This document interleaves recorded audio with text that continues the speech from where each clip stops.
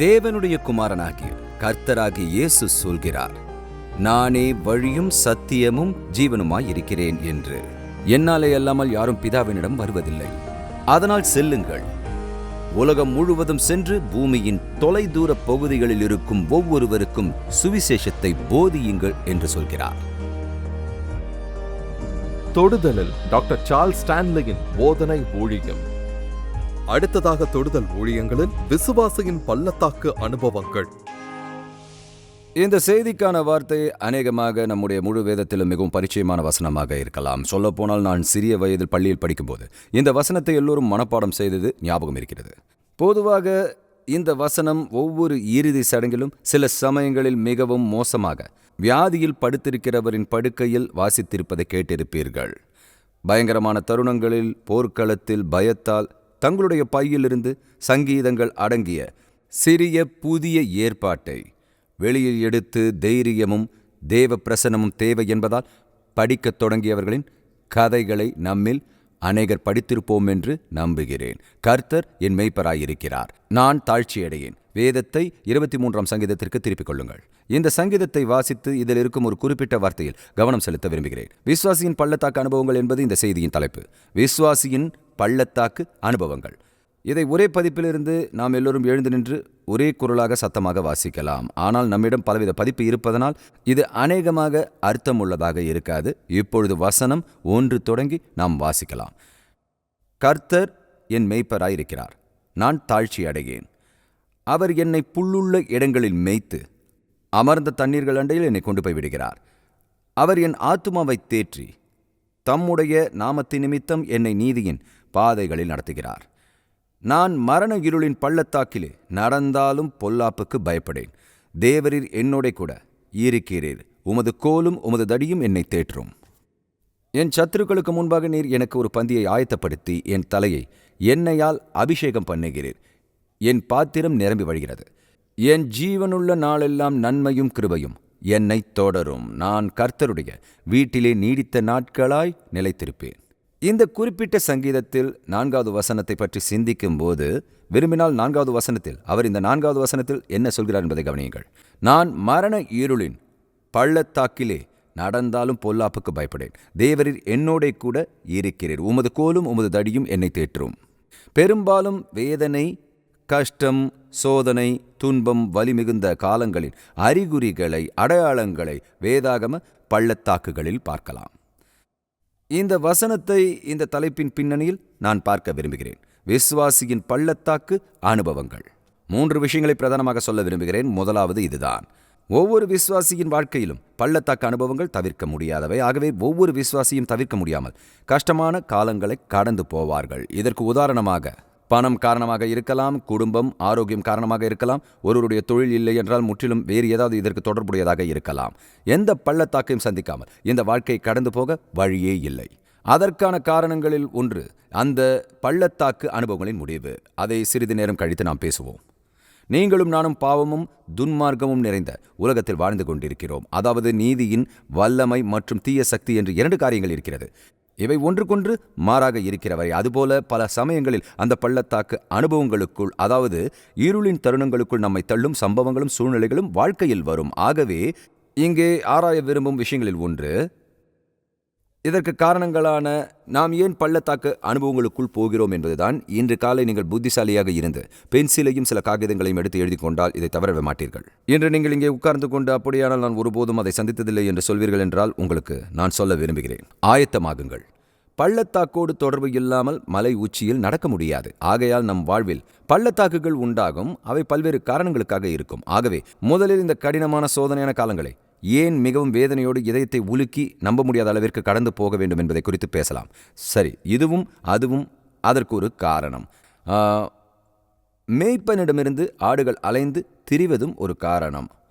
உதாரணமாக, ஆடுகள் மேய்ப்பனிடமிருந்து விலகி சென்றால் அவை பொதுவாக தவறான இடங்களுக்குத்தான் அலைந்து திரியும், சரியான திசையில் இருக்காது. ஆகவே நாம் தேவனுக்கு கீழ்ப்படியாமல் இருக்க முடிவு செய்யும் போது அவருடைய நேமத்தையும் அவருடைய கட்டளையையும் மீறி நடக்கிறோம். அதன் விளைவு நாம் பள்ளத்தாக்கில் இருப்பதை பார்க்கலாம். ஆகவே நமக்காக நாம் செய்யும் தெரிந்து கொள்ளுதலின் காரணமாக அதற்குள்ளாக விழுந்து விடுவோம்.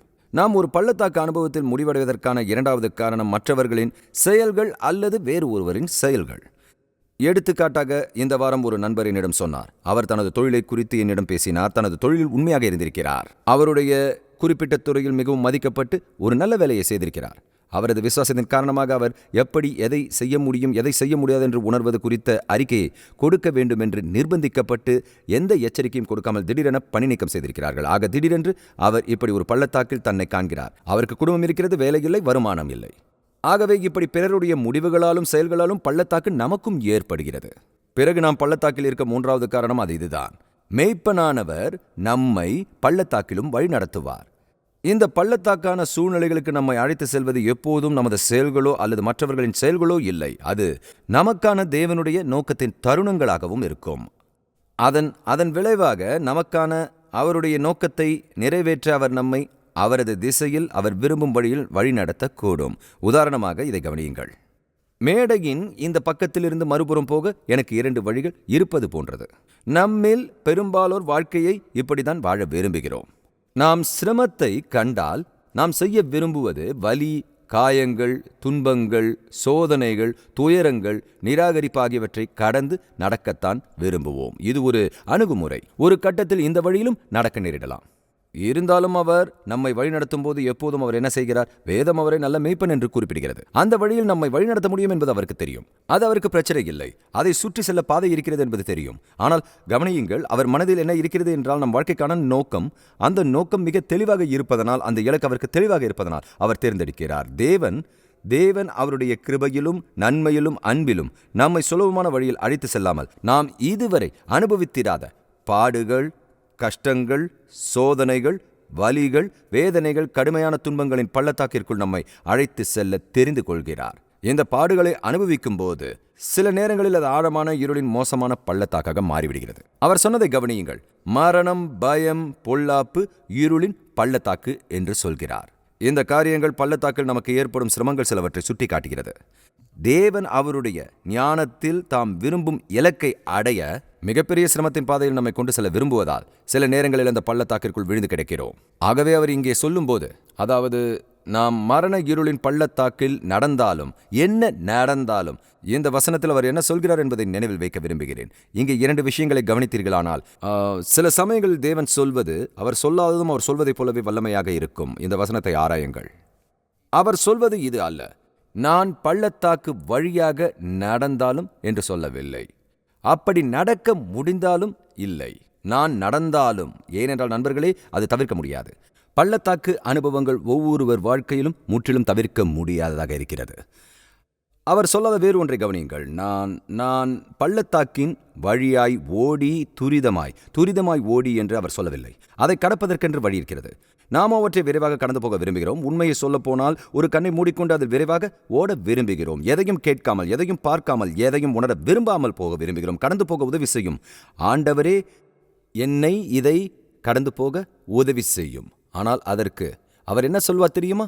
ஆனாலும் பள்ளத்தாக்கு வழியாக கடந்து போக வேண்டும் என்பதுதான் நியமம். ஒருவேளை இல்லாமலும் இருக்கலாம். நான் மரண இருளின் பள்ளத்தாக்கிலே நடந்தாலும் அவர் இந்த அறிக்கையை வெளியிடும் போது அவர் சாதாரணமாக சொல்வது இதுதான், இது நடக்கும்.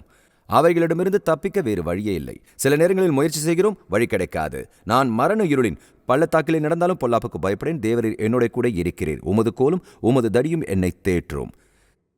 இந்த முழு வேத பகுதியில் மிக முக்கியமான பகுதியை அவர் நமக்கு சொல்கிறார். இது மிக முக்கியமான பகுதி. ஏனென்றால் அவர் சொல்வதை நீங்கள் கொஞ்சம் நினைத்து பாருங்கள். கர்த்தர் என் மேய்ப்பராய் இருக்கிறார், நான் தாழ்ச்சி அடையேன். அருமையானது. அவர் நம்மை நீதியின் பாதையில் நடத்தி நம் ஆத்மாவை மீட்டெடுத்து பசுமையான மேய்ச்சல் நிலங்களுக்கும் அமைதியான நதிகள் அண்டைக்கும் நம்மை அழைத்து செல்வதாக வாக்கு பண்ணியிருக்கிறார். ஆனால் தெரியுமா, இந்த முழு சங்கீதத்தையும் வாசித்ததாக வைத்துக் கொள்வோம். அவர் நமக்கு முன்பாக ஒரு மேஜையை ஆயத்தப்படுத்தி தலையை எண்ணெயால் அபிஷேகம் செய்து பாத்திரம் நிரம்பி வழிவதை குறித்து பேசிவிட்டு தேவரீர் என்னோட கூட இருக்கிறீர் என்ற இந்த பகுதியை அவர் விட்டுவிட்டார் என்று வைத்துக் கொள்வோம். அந்த பகுதியை விட்டுவிட்டால் இந்த சங்கீதத்தின் இதயமும் மையமும் இல்லாமல் போயிருக்கும். ஏனென்றால் இந்த சங்கீதம் அதற்காக தான். இந்த சங்கீதம் ஆறுதலையும் நிச்சயத்தையும் நமக்கு கொடுத்து மிகவும் கஷ்டமான வேதனையான வாழ்க்கையின் அனுபவங்களை கடந்துதான் போக வேண்டும் என்பதை நினைவூட்டுகிற ஒரு சங்கீதம். அவ்வேளைகளில் நம்மோடு இருக்கப் போகிறவர் தேவன் மட்டுமே. அவர்தான் நம்மோடு இருக்கப் போகிறார். நீங்கள் முன்வைக்க வேண்டிய கேள்வி, என் வாழ்க்கையில் இந்த பள்ளத்தாக்கு அனுபவத்திற்கான உம்முடைய நோக்கம் என்ன? பிதாவே, என் வாழ்க்கையில் இந்த பள்ளத்தாக்கு அனுபவத்திற்குள் எப்படி நடக்க வேண்டும்? இவைகள் எப்பொழுதும் கேட்க வேண்டிய ஞானமுள்ள 2 கேள்விகள். முதலாவது, பிதாவே உம் நோக்கம் என்ன? இரண்டாவதாக, ஆண்டவரே இந்த பள்ளத்தாக்கு அனுபவத்திற்குள் நான் எப்படி நடக்க வேண்டும்? ஆகவே நீங்கள் கவனிக்க வேண்டிய முதல் விஷயம், பள்ளத்தாக்கு அனுபவங்கள் ஒவ்வொருவரின் வாழ்க்கையிலும் முற்றிலும் தவிர்க்க முடியாது என்பதுதான். உங்கள் வயது எவ்வளவு என்பதில் எந்த வித்தியாசமும் இதற்கு இல்லை. அந்த நாட்களில் ஒன்று நீங்கள் அவற்றை கடந்து போக வேண்டும். நீங்கள் எவ்வளவு பணக்காரராக, எவ்வளவு ஏழையாக, எவ்வளவு படித்தவராக, படிக்காதவராக இருந்தாலும் உங்கள் நிலை அனுபவங்களான கஷ்டங்கள், பாடுகள், சோதனைகள், துன்பங்கள், வேதனையின் பள்ளத்தாக்குகளில் எந்த வித்தியாசமும் இருக்கவே இருக்காது. நிச்சயம் இருக்காது. நீங்கள் கவனிக்க வேண்டிய இரண்டாவது விஷயம் இங்கே மிக தெளிவாக தெரிவது இதுதான். அது என்னவென்றால் பள்ளத்தாக்கு அனுபவங்கள் நம் வாழ்வில் வேதனையான நேரங்கள். எப்பொழுதாவது உண்டாகிற சின்ன வலி வேதனைகள் குறித்து பேசவில்லை. யாரிடமும் விவரிக்க முடியாத காயத்தை குறித்து நாம் பேசிக் கொண்டிருக்கிறோம். ஒவ்வொருவருக்கும் உண்டாகுகிற விவரிக்க முடியாத காயத்தை பற்றி பேசிக் கொண்டிருக்கிறோம். வார்த்தைகளால் வெளிப்படுத்த முடியாத ஆழமான இருளின் பள்ளத்தாக்குகள் போன்ற நம்பிக்கையில்லா உதவியற்ற தன்மையை பற்றி பேசிக் கொண்டிருக்கிறோம்.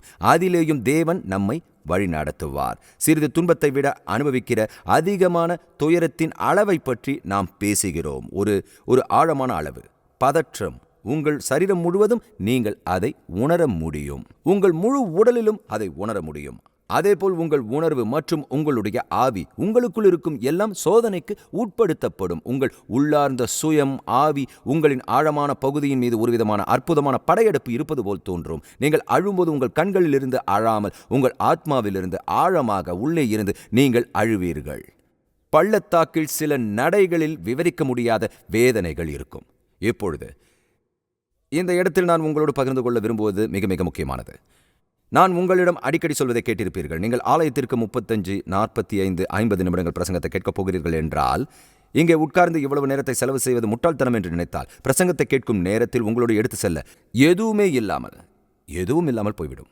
இந்த செய்தி உங்களுக்கு சவாலாக அமையவில்லை என்றால், உங்கள் ஆத்மாவிற்கு உயிரூட்டி தேவனுடனான உங்கள் ஐக்கியத்தை பலப்படுத்தாமல் போகும் என்றால் 45 நிமிட பிரசங்கத்தை கேட்க இங்கு வரமாட்டீர்கள். அவ்வளவுதான் சொல்ல முடியும்.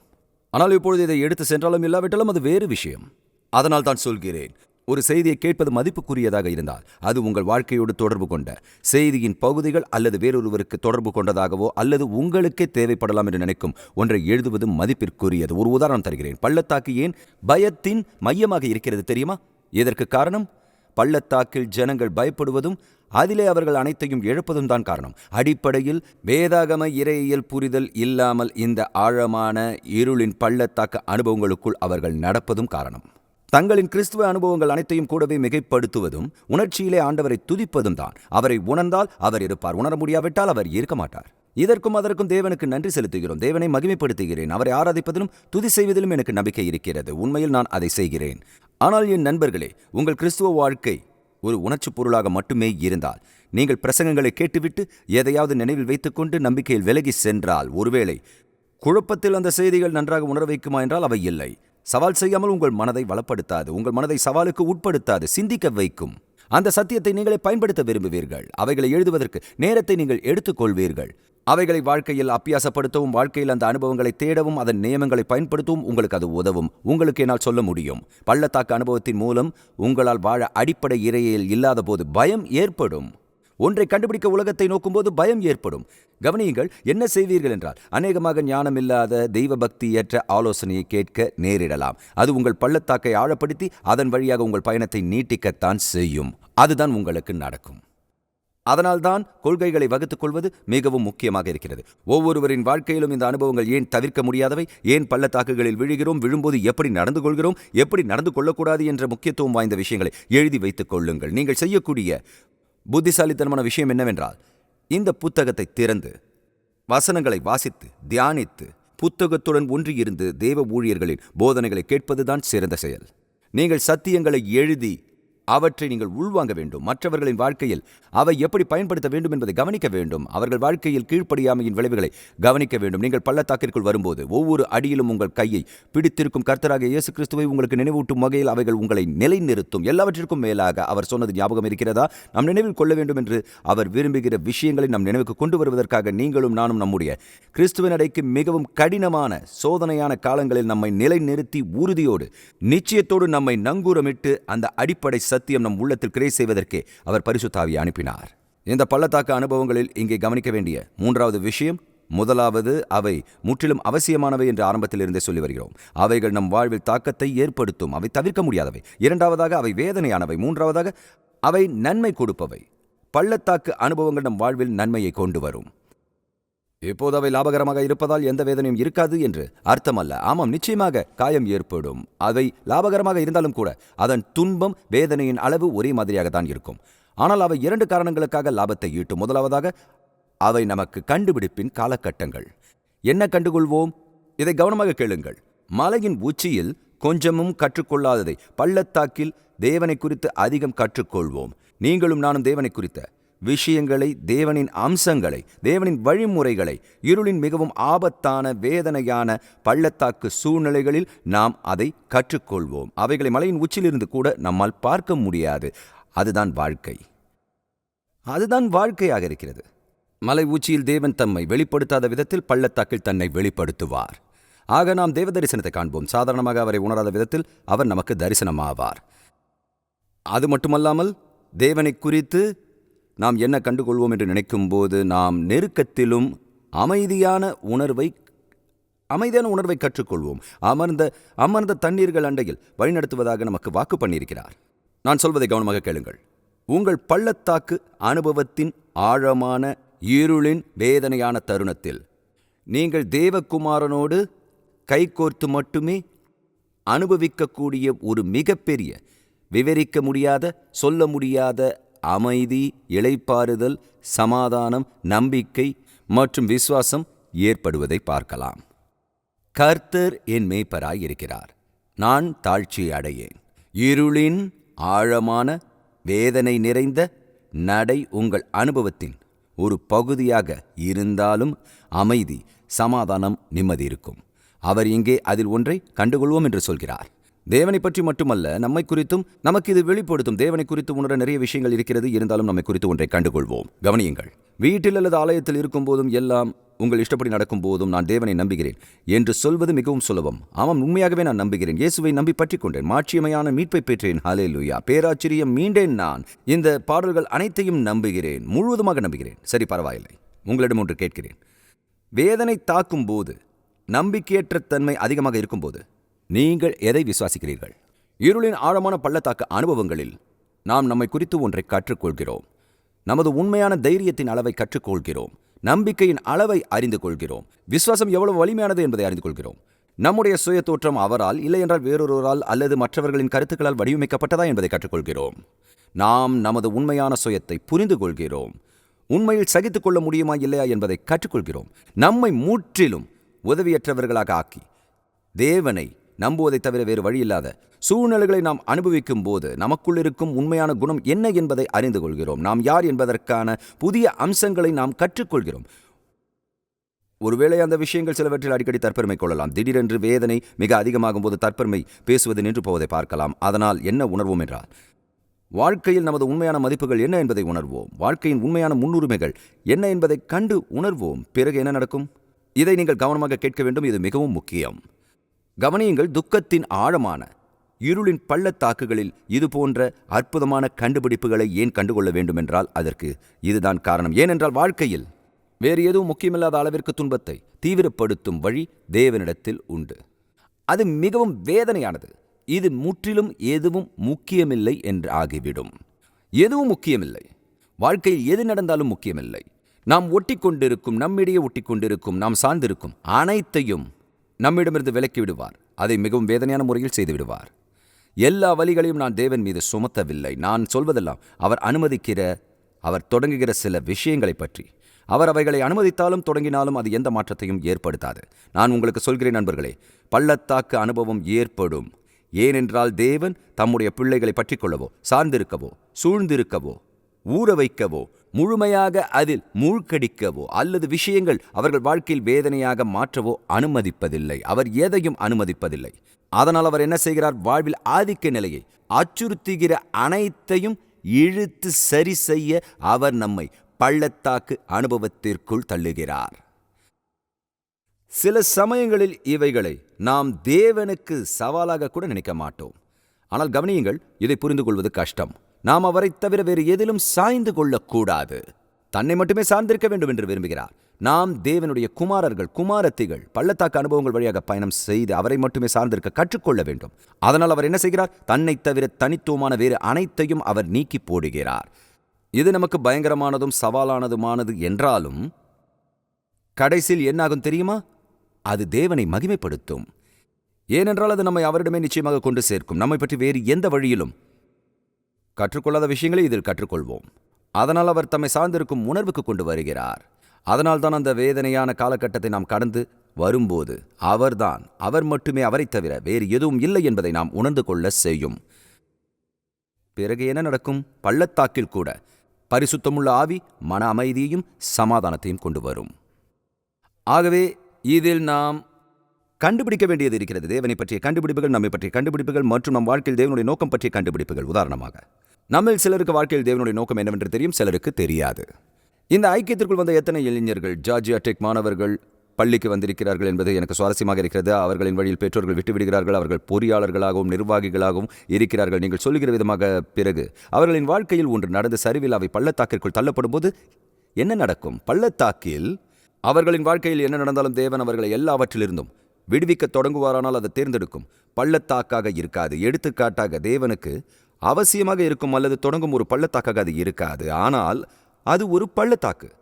சில நேரங்களில் பெற்றோரின் விவாகரத்தோ, சில சமயங்களில் பெற்றோரின் பொருளாதார சீர்குலைவோ தான் காரணமாக இருக்கும். அவர்களால் இனி வாழ்க்கை நடத்த முடியாது என்கிற அளவிற்கு அவர்களுக்கு அவ்வப்போது சிரமங்களும் கஷ்டங்களும் உண்டாக்குகிற எதுவாக இருந்தாலும் சரி, பிறகு தேவன் என் வாழ்க்கையில் என்ன செய்கிறார் என்று தெரியவில்லை என்று சொல்லி வருவார்கள். கடைசியாக இந்த ஆழமான இருளின் துரோக பள்ளத்தாக்கினால் அவர்களின் முடிவு எப்படி இருக்கும் தெரியுமா?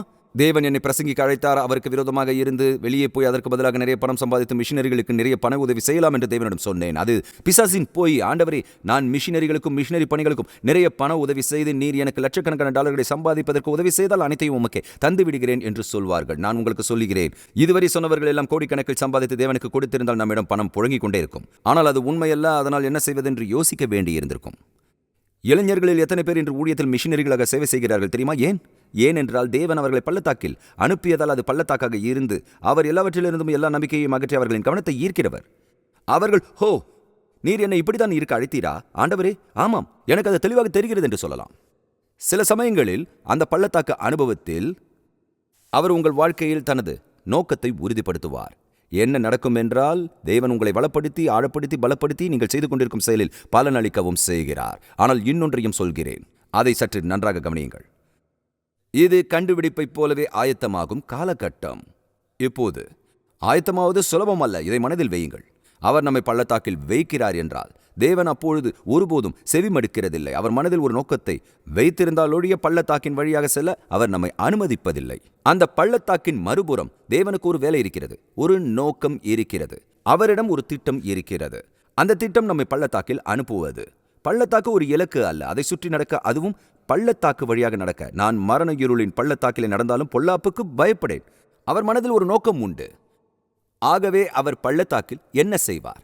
குறிக்கோள் எதுவாக இருந்தாலும் அதை அடைய நம்மை ஆயத்தப்படுத்துவார். ஆகவே அவர் என்ன செய்வார்? நமக்கு விருப்பமில்லாத ஆயுதங்களை பயன்படுத்துவார். உதாரணத்திற்கு, அது சில நேரங்களில் அவமானமாக இருக்கலாம். சில நேரங்களில் அவர் சொல்வது போல் புடமிட்டு சுத்திகரித்து பரிசுத்தமாக்கி புதுப்பிப்பதற்காக இருக்கும். பள்ளத்தாக்கில் நாம் அனுபவிக்கும் ஒவ்வொரு கஷ்டங்களுக்கும் வேதனைகளுக்கும் பின்னால் ஒரு மிகப்பெரிய அற்புதமான, மிகவும் அற்புதமான, மகிமையான பரலோகத்திற்குரிய நோக்கம் உண்டு என்பதை புரிந்து கொள்ள வேண்டும். இன்னும் சிறிது நேரத்தில் இங்கு நான் கடைசி பகுதிக்கு வரப்போகிறேன். இந்த அடுத்த விஷயம் மிகவும் அவசியம். அது மிக மிக அவசியம். அவரது நோக்கம் என்னவென்றால், அவர் எதை அனுமதித்தாலும் எனது பள்ளத்தாக்கு அனுபவத்தை நன்மையாக்குவது. அந்த வேதனையான இழப்பின் ஒரு பெரிய நேரத்தில் நான் எப்படி நடந்து கொள்கிறேன் என்பதுதான். இதை கவனியுங்கள். அதற்கு எதிர்மறையாக செயல்பட 2 வழிகள் இருக்கிறது. ஒன்று, பள்ளத்தாக்கில் தள்ளப்படுவோம், இல்லை நம் சொந்த சூழ்நிலைகளால் நாமே விழுந்து விடுவோம். அந்த பள்ளத்தாக்கில் எப்படி நடந்து கொள்வோம்? தேவனுக்கு எதிராக நடந்து கொள்வோம். ஆண்டவரே, இதை ஏன் என் வாழ்க்கையில் அனுமதித்தீர்? இப்படி புலம்பி தப்பிக்கும் வழியை தேடுவோம். சின்ன செங்குத்தான பள்ளத்தாக்கிற்கு வெளியே ஒரு வழி இருக்கலாம் என்ற எண்ணத்தோடு சில சிறிய சின்ன பள்ளத்தாக்கில் சில சிற்றோடை வரை கண்டுபிடிக்க முயற்சி செய்து செயல்பட முயற்சிக்கிறோம். பள்ளத்தாக்கில் கிடப்பதற்கு வேறு யார் மீதாவது குற்றம் சொல்ல பார்க்கிறோம். பிறரை குறை சொல்வது எப்பொழுதும் நமது ஆவிக்குரிய முதிர்ச்சியின்மையின் அடையாளமாக இருக்கிறது. நாம் எப்படி அங்கு விழுந்தோம் என்பதில் எந்த வித்தியாசமும் அதனால் இருக்காது. கடைசியாக தேவன் தாமே நம்மை பள்ளத்தாக்கில் அனுமதித்தவராக இருந்திருப்பார். இதன் விளைவாக சினுங்குவோம், முணுமுணுப்போம், பரிதாபப்படுவோம், அனுதாப கூட்டங்களை நடத்தி புலம்பிக் கொண்டிருப்போம், தேவனையும் மற்றவர்களையும் குறை சொல்வோம். நண்பர்களே, நீங்கள் தொடர்ந்து அப்படி நடந்து கொள்ளும் போது இதுதான் நடக்கும். அது எப்படி இருக்கும் தெரியுமா? தேவன் பள்ளத்தாக்கில் நிறுத்தி இருப்பது போல் இருக்கும். அவர் நிறுத்தினாலும் அல்லது வேகத்தை குறைத்தாலும் கூட அவர் உங்களை கைப்பிடித்திருப்பார். ஏன் தெரியுமா? ஏனென்றால் அவர் புடமிட்டு சுத்திகரித்து பரிசுத்தமாக்கி நம் குணங்களை புதுப்பித்து மாற்றி அமைக்கிறவர். அவர் எதற்காக இதை செயல்படுத்துகிறார்? தம்முடைய நோக்கத்திற்காக நம்மை ஆயத்தப்படுத்த. இதற்கேற்ப எப்படி நடந்து கொள்வீர்கள்? எப்போதும் சரியாக இப்படிதான் நடந்து கொள்ள வேண்டும். பிதாவே, இந்த அனுபவத்தில் என் வாழ்க்கையில் உம்முடைய நோக்கம் என்ன? இரண்டாவதாக, பிதாவே, இந்த அனுபவத்தை எப்படி கையாள நீர் விரும்புகிறீர் என்று கேட்க வேண்டும். பிதாவே, நான் என்னவாக இருக்கிறேனோ அவை அனைத்தையும் முற்றிலும் எந்த தடையுமின்றி முன் வைக்கிறேன்.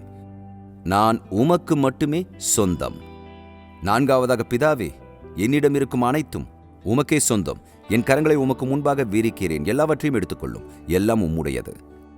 நண்பர்களே, நீங்களும் நானும் பள்ளத்தாக்கிற்குள் தவறி விழும்போது சர்வ வல்லமையுள்ள தேவன் தம்முடைய வல்லமையுள்ள ஞானத்திலும் அன்பிலும் அந்த பள்ளத்தாக்கின் ஊடே ஒவ்வொரு அடியிலும் நம்மை வழி நடத்துவார். இரண்டாவதாக, வேதனை கிட்டத்தட்ட தாங்க முடியாததாக இருக்கலாம். ஆனால் மறுபுறம் இருக்கும் மகிமை அந்த வேதனையை மறைத்துவிடும், மறைந்து போய்விடும். இன்றைய நிகழ்ச்சியின் மூலம் ஆசீர்வாதம் பெற்றிருந்தார் எங்களை தொடர்பு கொள்ள inchurch.org இணையதளத்தை அணுகிடுங்கள். ஆன்மீக தொடுதல் உலகமெங்குமுள்ள மக்கள் இயேசுவுடனான உறவில் மேம்படவும் உள்ளூர் சபை பலப்படவும் வழி நடத்துகிறது. ஆன்மீக தொடுதல் ஊழியங்களின் உன்னத படைப்பு. இந்நிகழ்ச்சி தேவ கிருபையினாலும் உங்கள் உருக்கமான ஜெபத்தினாலும் கொடையினாலும் சாத்தியமானது.